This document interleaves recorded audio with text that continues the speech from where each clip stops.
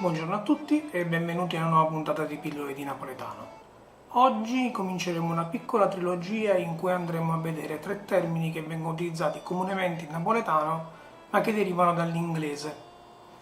Il primo di questi, quello che vediamo oggi, è quequero.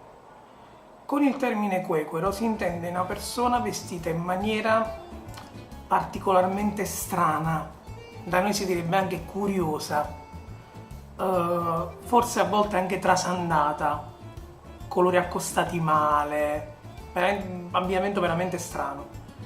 Il termine trae origine dall'italiano quacquero, dalla setta dei quacqueri che nacque nel 1650 in Inghilterra, e uno dei cui dettami era quello di vestire sommessamente. Nel 1700 attecchì a Napoli una piccola popolazione di quaccheri e probabilmente il termine deriva da allora. E quindi si è traslato nel corso del tempo questo vestire trasandato per definire poi una persona che si veste in maniera curiosa, particolare, dissonante.